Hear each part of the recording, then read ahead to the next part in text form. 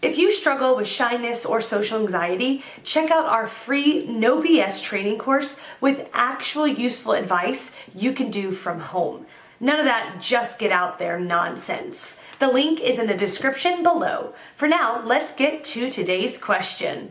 The question, what is the correlation between social anxiety and autism? Note, although this is not a major area of misdiagnosis today, we receive 1 or 2 emails a week concerning this subject.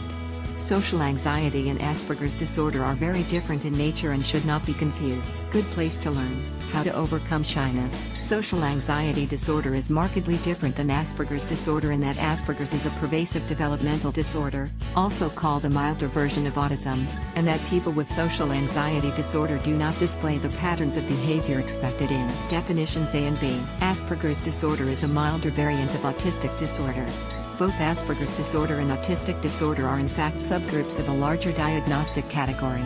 This larger category is called either autistic spectrum disorders or pervasive developmental disorders according to Drive. Arkanos of the University of Massachusetts Medical School. Definition A also does not fit because anxiety is not the cause of these behaviors in Asperger's as it is when it occurs in people with social anxiety disorder. 3. A lack of spontaneous seeking to share enjoyment, interests, or achievements with other people, e.g., by a lack of showing, bringing, or pointing out objects of interest to other people. There is no clinically significant delay in cognitive development or in the development of age-appropriate self-help skills, adaptive behavior, other than in social interaction, and curiosity about the environment in childhood. Dr. Thomas A. Richards currently runs all our treatment programs and is a leading clinical authority on the treatment of social anxiety disorder.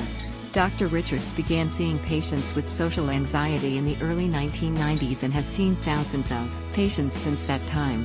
The first CBT therapy group for social anxiety started in 1994. International therapy groups began in 1998. Our emphasis is on treatment of social anxiety disorder, i.e., how do you get over it? Our CBT therapy programs allow people to overcome social anxiety. Cognitive behavioral therapy for social anxiety disorder must be comprehensive and cover all aspects of social anxiety.